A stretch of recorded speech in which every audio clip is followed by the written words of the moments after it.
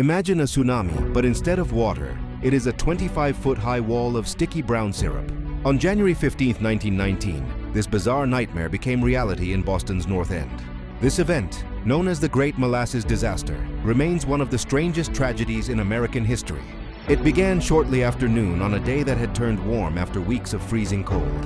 A massive steel tank owned by the United States Industrial Alcohol Company suddenly burst. Inside were more than 2 million gallons of molasses, intended for industrial alcohol used in munitions.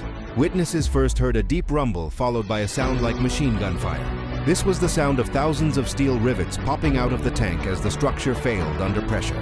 The resulting wave moved at 35 miles per hour, destroying everything in its path.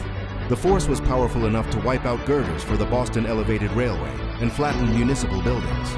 The flood killed 21 people and injured 150 more, including 3 firemen at their station. Animals like horses and dogs also perished, trapped in the suffocating mass.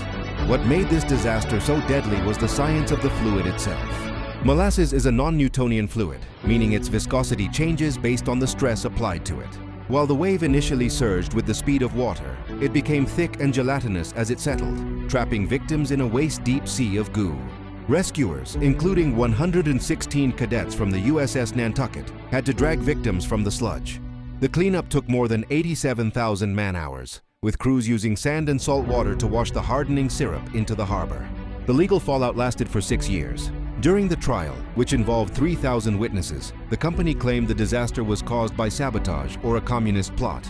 However, the court found the tank had been poorly constructed with a low safety factor.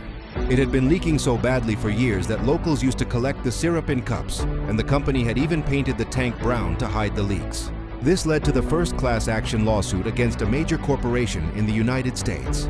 The company eventually paid out over $600,000 in settlements.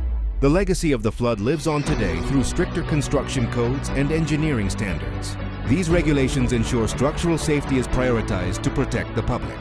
For many decades after the event, residents claimed that on hot summer days, they could still detect the sweet smell of molasses in the air. Thanks for watching this look into a sticky piece of history. If you enjoyed this video, please subscribe to the channel for more. Till next time.